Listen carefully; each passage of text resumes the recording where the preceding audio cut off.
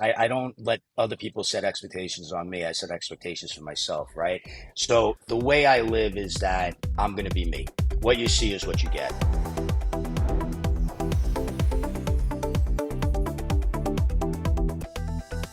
Hello and welcome to Beyond the Glam. I'm your host, Rasha Goel. I am so excited to be bringing to you the stories and journeys of celebrities and creatives that go beyond the glamorous world that you are used to seeing. And we'll be diving into how working in an industry that so many are passionate about impacts who they truly are and how it impacts them personally. Today, I'm very excited to be talking to someone who's actually been a personal inspiration for me.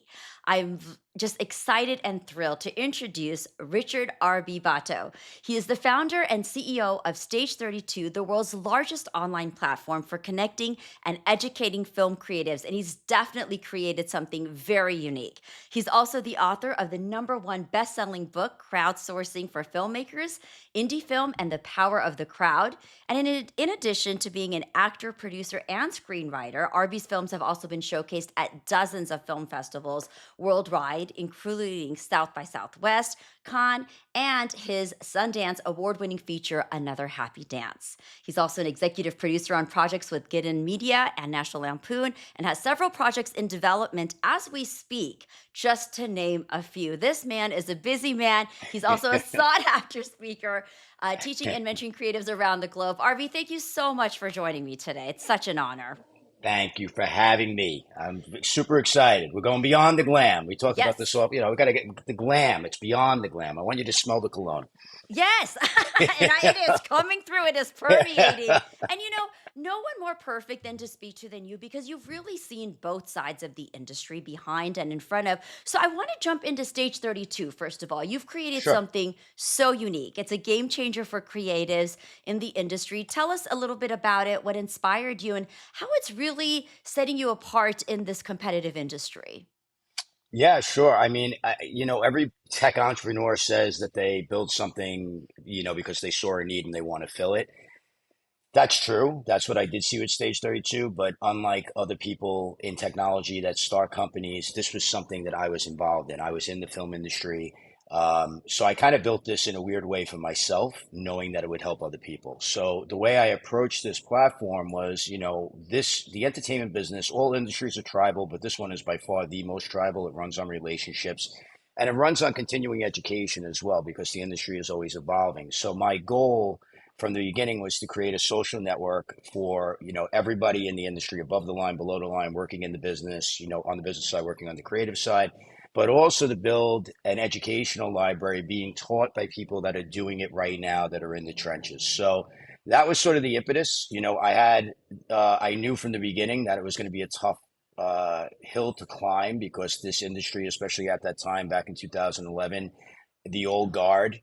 Yeah, I mean, the old guard didn't want somebody like me coming in saying how to do it, right? Or, this is what we need. So it took a while to get people. I had to prove that people wanted it. So the social network was that aspect of it.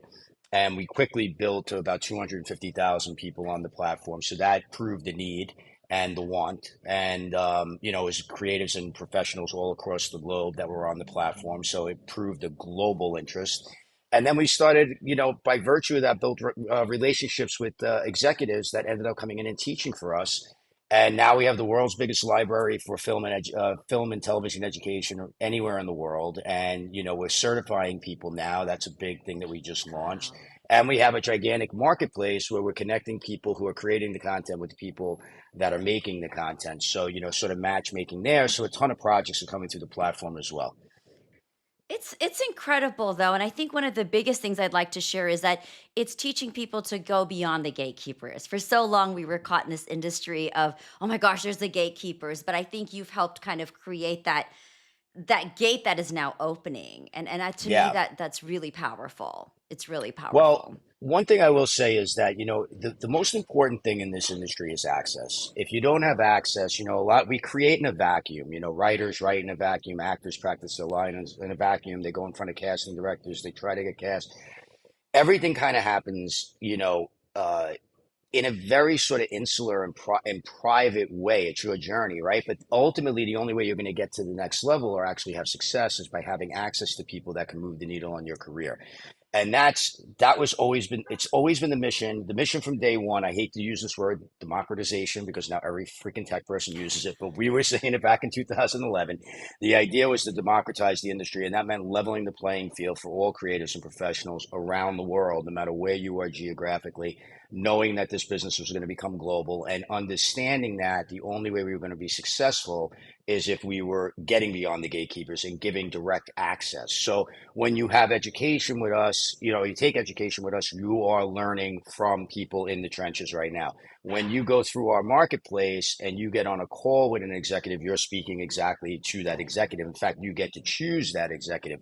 So that's always been my whole thing, and part of my language here is to, this business has a lot of bullshit, and my job, or I felt like our mission was to cut out that bullshit and to get people from point A to point B directly, as opposed to running around in circles and putting false hope into people's hands. I love that. And that's the way that you can help people's dreams come true. What I love is a lot of your social media videos. I mean, they're Yeah, so inspiring, personal to me. You have had such an impressive journey. I mean, you've done thank you. multiple hats: actor, producer, screenwriter, entrepreneur. But I'm curious, was the confidence something that's always been a part of your DNA, or did that build over time as your career evolved? That's a great question. It's funny because I don't look at it as confidence. I look at it more as, listen, I get imposter syndrome like everybody. I think that the Yeah. thing that, yeah, I mean, I think the thing that defeats that, what I've learned, the thing that defeats that is, educating yourself, becoming an expert is in your hands, right? Becoming knowledgeable that's all in your hands and your control. And I always say control what you can control. And self-learning has been a big part of my journey. Now, the entrepreneurial spirit certainly came from my father. He was an entrepreneur.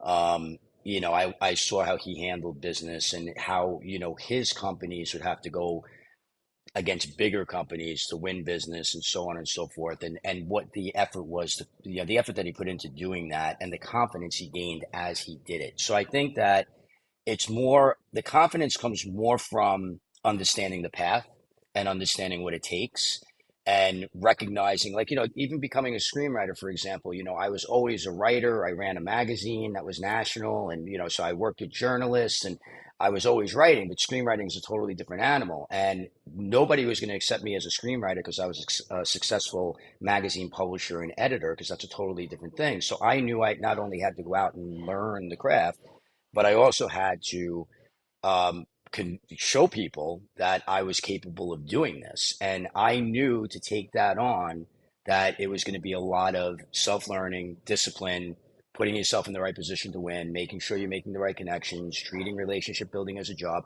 So knowing that path gave me confidence, that I could do it. And then, of course, when you get a positive response, then, your confidence grows.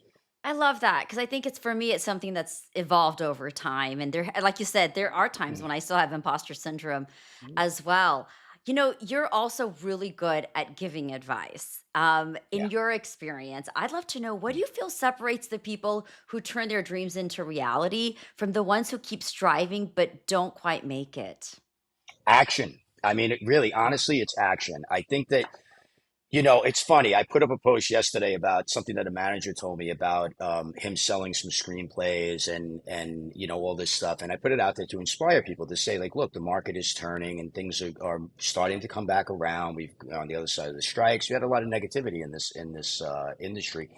And it's amazing how many people took that and said, "Oh, okay, like I'm gonna get my scripts out again, or I'm gonna pull this one out of the drawer." And I'm like, "Great, that's exactly right. Take action." But then you have this group that are like, "Oh, they'll never get made," and "Oh, so what?"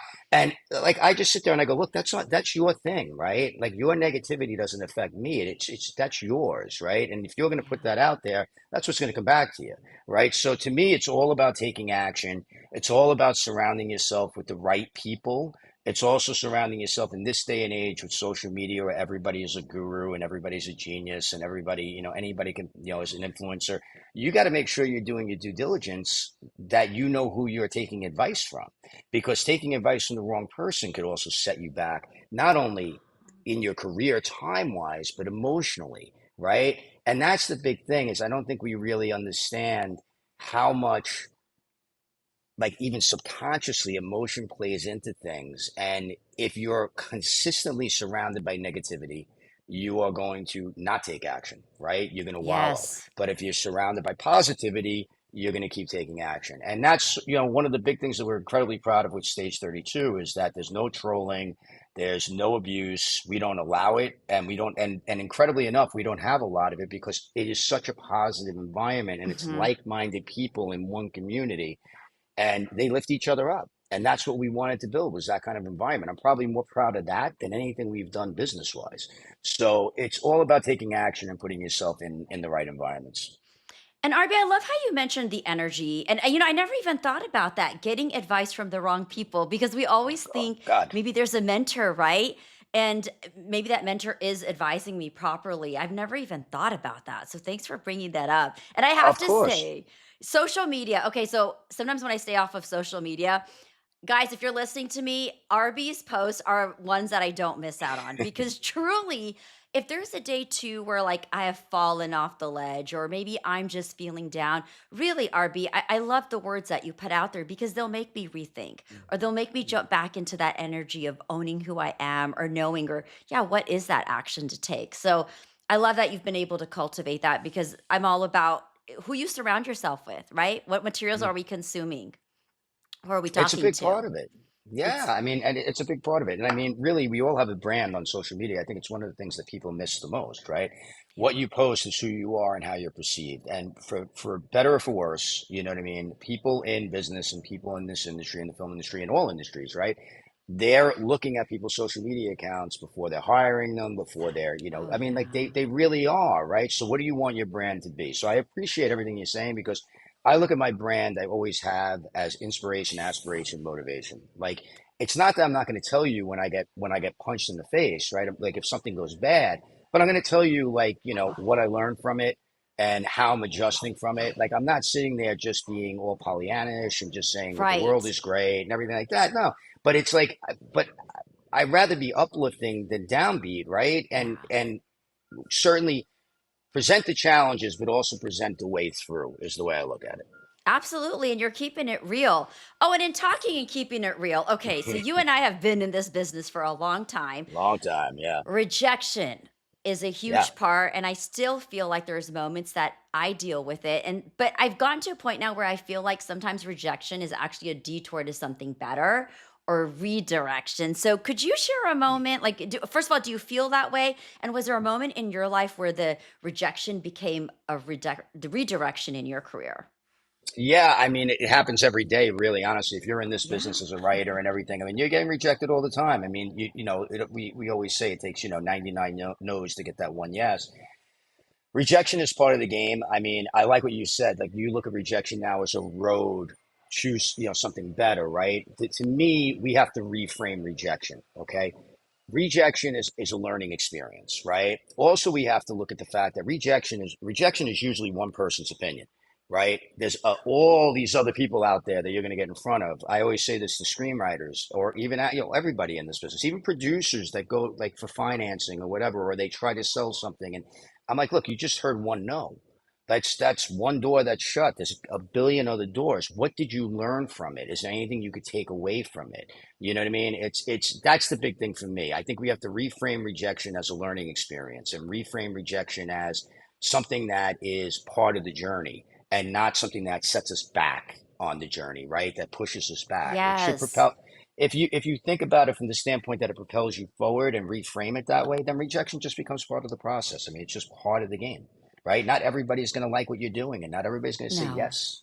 Right. And I think it's important to recognize that because I could tell you too, from personal experience early on in my career, Mhm. I I would get down on myself. And especially when you're on camera talent, you think Yeah. about, well, why didn't they like me? Was I not pretty enough? Did I not deliver the lines? But I've won these accolades. And I think that if you get into that spiral, it really can just knock you off for a couple of days. I mean, now I'm at a better place where I'm able to say, okay, Great, on to the next, and, On to the maybe I next. didn't work for you, but I have to share this really quick. I was watching another interview of yours, where I think you had submitted a script early on in your career, and this executive, you kept following up, and he kept giving you an excuse of why that he hasn't gotten to it, how he hasn't gotten to it, but I loved your tenacity of following up, but then recognizing when he said the script wasn't for him, it Right. meant, right, that okay, well, I'm not really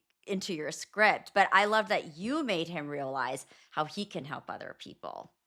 Yeah, and Yes. I framed it to him. I mean, I was just starting out, and this was a guy, I was just starting out as a writer, and this was a producer that had done just a massive amount, and he took an interest in this script, and then, basically just kept saying it wasn't for him, and I, being naive in a way, I was like, "What? Can you give me a couple of reasons? I understand, but can you give me a couple of reasons for improvement?" And he kept saying, "You got to." And finally, one day he said, "Call me."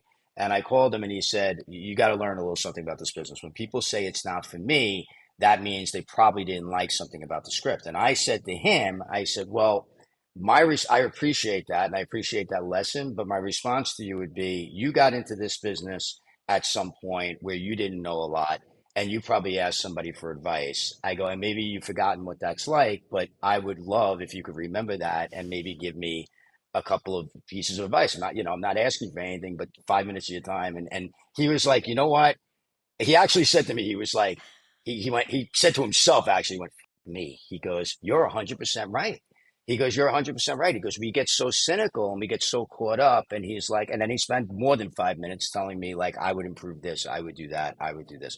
But it's, again, it's everything in this business and everything in life. And this because you're dealing with celebrities. And I'd be remiss if I didn't say I watch your videos all the time, and you are Oh, fantastic. And you should never have imposter syndrome, and you should never, I get it, but you should never get down on yourself because you're amazing. Um, thank you. Truly. But this dealing with celebrities and everything like that. People are at different places in their lives, and people have different egos, and they're having a bad day, or whatever the hell and they have a boss. Yeah. The thing I think a lot of us forget sometimes is that everybody has a boss to answer to as well. So they have to value their time. They have to figure out what they're doing. They have people so you have to take all these things into consideration. So my advice to everybody is just be human. Remind them Yes. sometimes that they're a human being too. Like, you know what I mean? And they'll sometimes they need that lesson, but sometimes they also recognize it in themselves.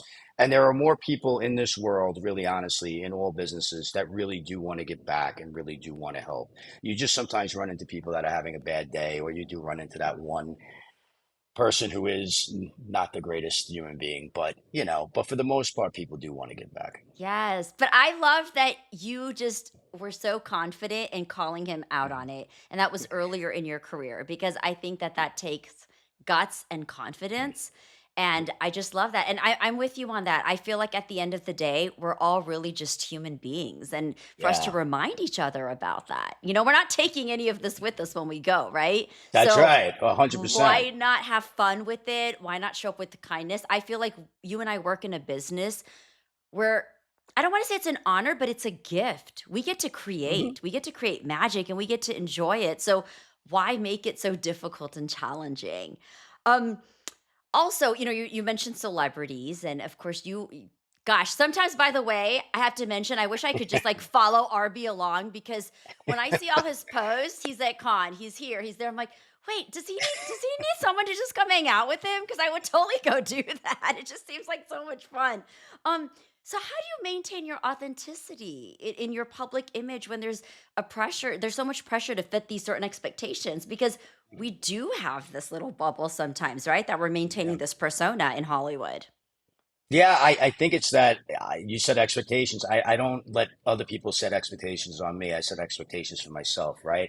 So for me, the way I live is that I'm going to be me. What you see is what you get. Like, people here they might be seeing me for the first time and be like, "Oh, like he's putting on a great show." But no, this is exactly me. This is exactly what you get, what you get. You hang out with me in an office setting, you hang out with me in a bar, you hang out with me, whatever. This is what you're going to get, right?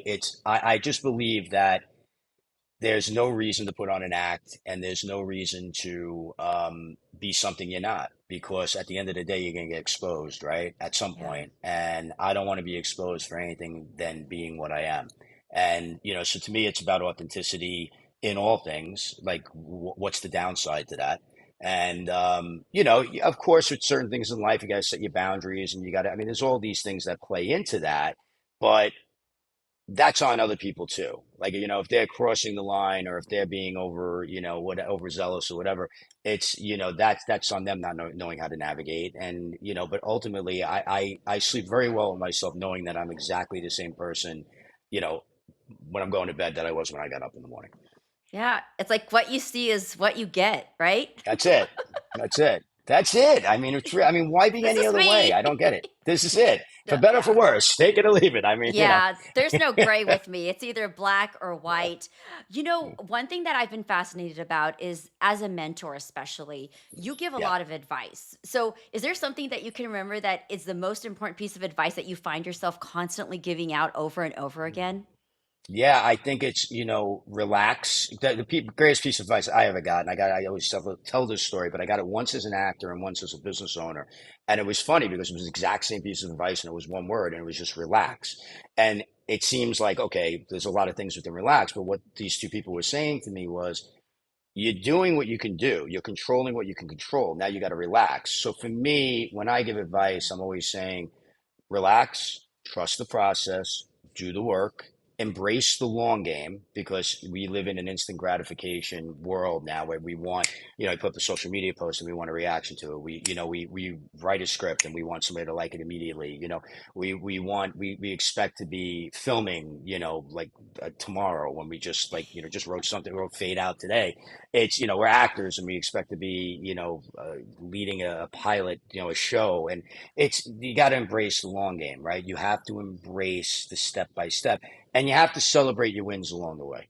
I have a saying Yes. that, like, I have a saying that you hear, right? You're always here, right? And then you get a piece of good news, like a piece of good news, not the greatest, but a piece of good news. You have forward momentum. You go here and you celebrate it. You get a piece of bad news, like small bad news. You go here and you bounce back. You go, you know what? That's all right. I'm going to learn from that. You get great news. You go here and you really celebrate. You get really bad news. Again, it's, what did you learn?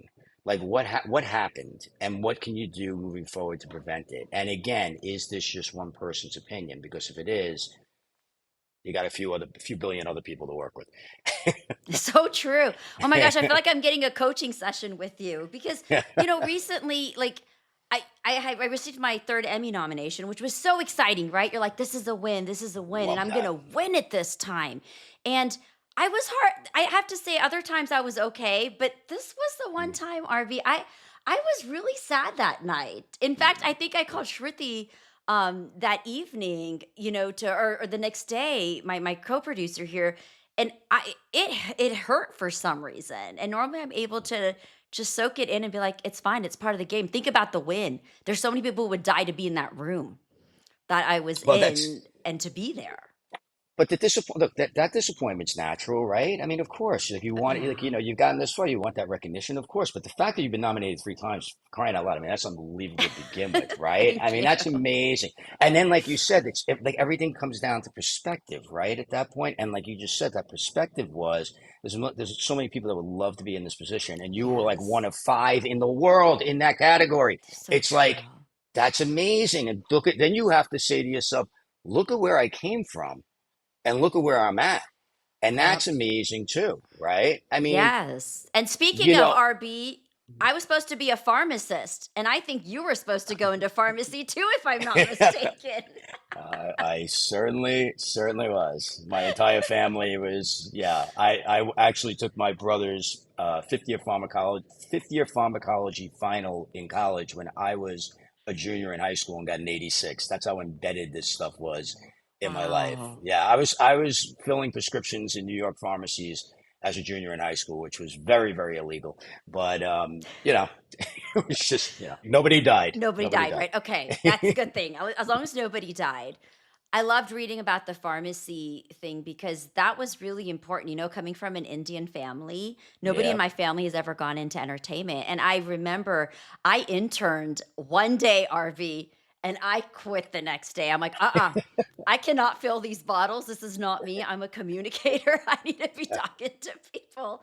And my parents were a little heartbroken, but here we are right now. So much is going on with you. What I know you've got some projects in development as well, but what are you most excited about at this stage in your life? Oh man, I mean, I'm super excited about the certification launch with Stage 32 because this has been a dream of mine for literally 8 years. It took about 8 years to get it off the ground because we had to build relationships with film commissions around the world and governments around the world. And basically, the idea behind the certification is that you have all these film commissions all over the world that offer rebates, 30%, 35%, 40% to shoot in their areas. But the problem is that you come bring a project into their area and they don't have the support staff to be able to really make it a true 30, 35, or 40 because you're going to have to bring in your own crews and your own everything. So my goal was twofold, which was for on the individual level. Film school is incredibly expensive and it's not inclusive, it's exclusive in a lot of ways. And you're left with, massive bills and not really any workforce. Um, Knowledge and certainly no connections.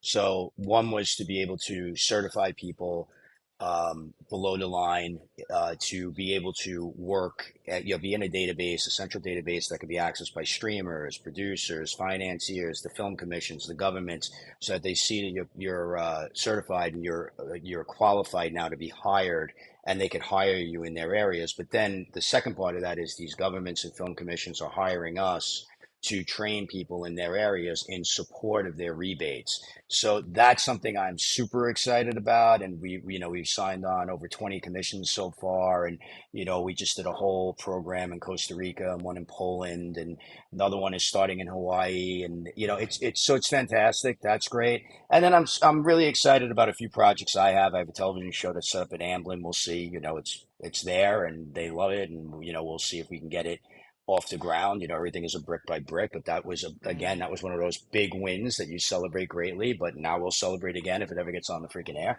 And there's a few other things that are, we're working on. So, I'm excited about a lot of things. For me, it's just, I need forward momentum and there are a lot of projects within Stage 32 and then personally that are really moving along. So it's all exciting. I love that. I'm excited for you. And I'm going to say Thank you. when the project gets greenlit from Yes. Hamlin because Yes. it's Well, it's it's going to greenlit from happen. them, but now we got It to get is. like, we're attaching the talent. Everything is a package Right. these days, right? So we're just, I have a saying in this business that the end what saying and what and what means is like I have a script and what. I have a script and a director and what. I have a script and a director in financing. Great. Like every and what makes it more attractive to, a production company, a streamer, so on and so forth. So we're Yes. just trying to make it as attractive as it can be.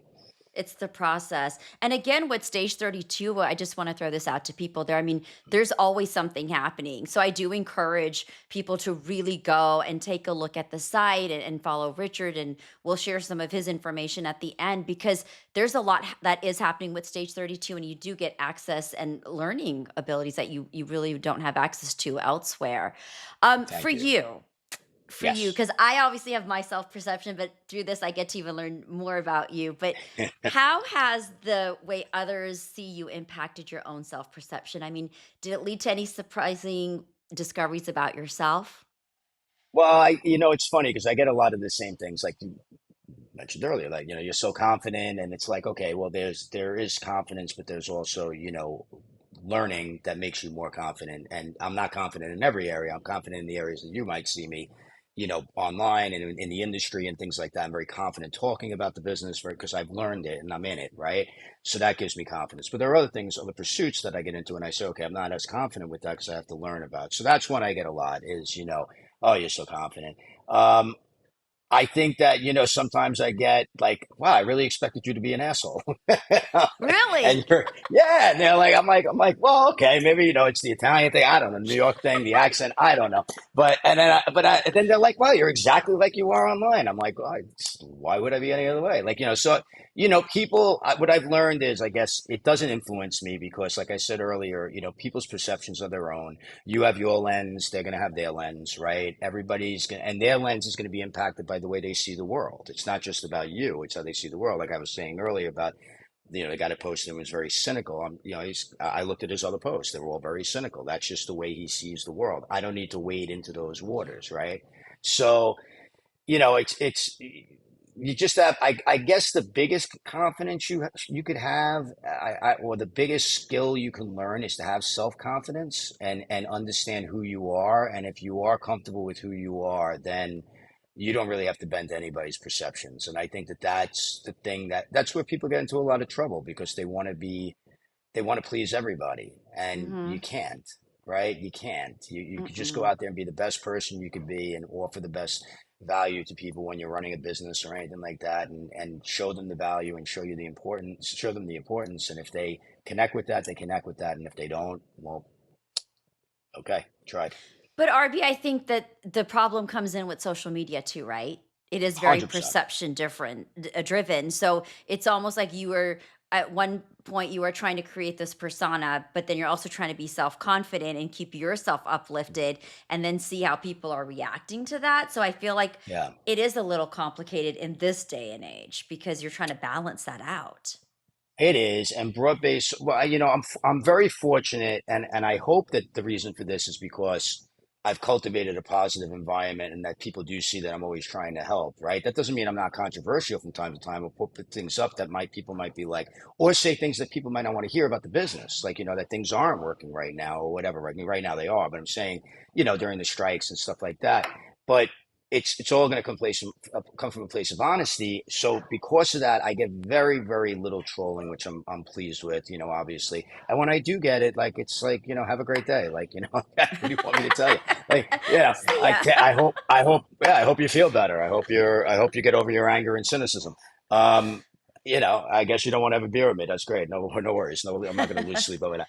But I think the big problem is broad-based social media right now. It has become really what it wasn't intended to be. And, now we're all just screaming into the void. And if I can't tell you how many people, I mean, running a social network, a niche social network, it's fascinating to me. And I'm telling you, I get about 20 to 30 days a week, no lie. And it used to be like maybe two or three, a week, maybe two or three a month. But I get like, 15, 20 people a week that will email me, DM me on Stage 32, DM me on those social media platforms going like, I'm deleting this app, or I just deleted X or Instagram because I don't want that. I can't anymore. Like the Yeah. negativity is too much. And I think what we lose is that if I remember right, I read some study, and I may get these numbers wrong, but it was this extreme. Like on X, for example, out of 100% of people that log in, only about 8% of people post. So you have about 92% of people that are just Wow. scrolling, and they're scrolling rather. And these are people that don't really want to be out there, and or are afraid to put themselves out there, and they're scrolling nothing but people being rude to each other or tearing each other down, everything like that.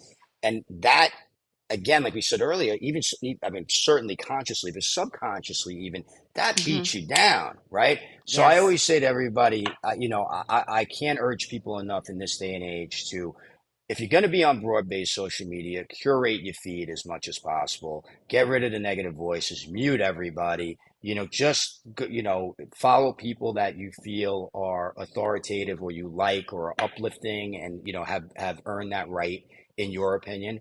And put yourself in a positive surrounding. You wouldn't walk into in real life. You wouldn't walk into a middle of a town square where a mob is going bananas and put yourself right in the middle of it. No. So why do you do it online? You know what I mean? Why do you do it online? And that's fully in your control, and something that you could do today that will probably improve your mental health. Yes, and I'm so glad you reminded people about that because that's so important. I'm all about energy too. I'm all about, again, the Yeah. people that you surround yourself with, what you're consuming. I've had to personally limit my time on social media, and I'm quite okay with it because if that's contributing to my mental health, then I'd rather be in a better place. instead of Yeah. consuming things that are impacting me in a negative way, and just even canceling out Mhm. people. Canceling. Yeah. You, I got to tell you a fun thing, RB. I love the people who follow me on Instagram, but then when I see them in person, they don't even have the courtesy to say hello. And I'm thinking, well, you don't even deserve to be on my feed. Like, Yeah. I'm not really understanding this. Like, wait, how are we not communicating in person? Because I mean, I'm very loving and kind. I have no ego about me. I mean, again, it's going back to the whole thing of humanizing everybody, right? That's right. We're all going to leave her one day. And okay, so speaking of humanizing, could you complete the sentence for me? The real me is. What you see. That's it. The real me is me. I mean, it's what you, like I said, what you see is what you get. I mean, that's it. I mean, that's it. I don't want to live any other way. I don't want to, again, this isn't an act. This is just who I am. I do want to say something really, really quick. Yes, Because you just please. said your energy that you put out there on social media is what attracted me to you and your feed and everything like that. You put Oh, out, you are always so positive, not only in your interviews and everything you do, which you do such a phenomenal job at that, but thank also you. in photos you put up and your captions and things you're talking about and everything like that. And that it resonates. Like, I mean, it really does. And you should be really, really proud of that. And I totally get the not coming up to you. There's two different parts of this, right? And this, but again, this is human nature, and this is there's that.